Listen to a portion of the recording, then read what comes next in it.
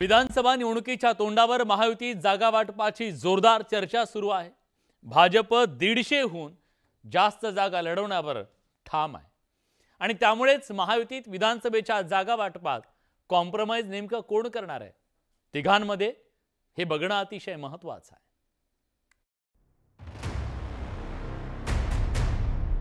त्यांना माहिती आहे आता कुठपर्यंतची चर्चा आली, पण मला 80-90 जागा त्यांना माहिती आहे। कोणी 80, कोणी 100 म्हणतो, कोणी 160 म्हणतात। या असा कोणताही फॉर्म्युला ठरला नाही। अत्यंत समन्वयातून समंजसपणाने या ठिकाणी महायुतीचं जागा वाटप होईल।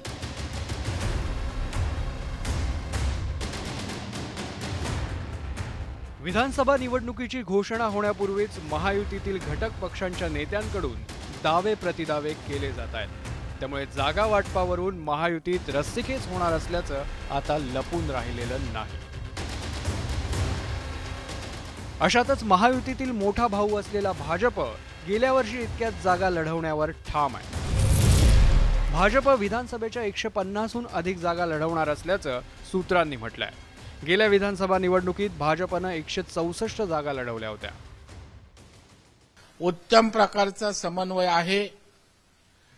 तिन्ही नेते, आमचे दिल्लीचे नेते यांच्याशी समन्वय साधत जागा निश्चिती त्या ठिकाणी होईल। कुठल्याही प्रकारचं आमच्यामध्ये विसंवाद नसेल। असं वाटतं की 2-3 दिवसापूर्वी इथूनच मी सांगितलं की सन्मानजनकच तिकीट वाटप असेल आणि परवा जे तुम्हाला सांगितले ते पुन्हा एकदा सांगतो की आमच्या तिकीट वाटपानंतर तुम्हाला ब्रेकिंग न्यूज मिळणार नाही। पण आता अजित पवार महायुतीसोबत असल्यामुळे महायुतीच्या जागा वाटपाचं सूत्र बदलणार आहे। बुधवारी मुंबईतील अजित पवारांच्या देवगिरी बंगल्यावर पक्षाच्या प्रमुख नेत्यांची बैठक झाली। या बैठकीत विधानसभेच्या जागा वाटपावर चर्चा झाली। अजित पवारांच्या राष्ट्रवादीकडून विधानसभेच्या किमान 70 जागांवर दावा केला जाण्याची शक्यता आहे। एकनाथ शिंदे साहेब आपल्या पक्षासाठी जास्तीत जास्त सीट हे मागून घेतील असं वाटतं, पण हे घेत असताना अजितदादांच्या सीट कमी होतील आणि भाजपच्या कमी होतील। म्हणजे भाजपला कुठेतरी 120-130च्या आसपास लढावं लागेल। भाजपला काही झालं तरी केंद्राचं ऐकून एकनाथ शिंदे साहेबांना जास्त सीट द्यावे लागतील। पण ह्यात गोची ह्यात अडचण ही बीजेपी आणि अजितदादांच्या पक्षाशी झालेली आपल्या सगळ्यांना बघायला मिळते।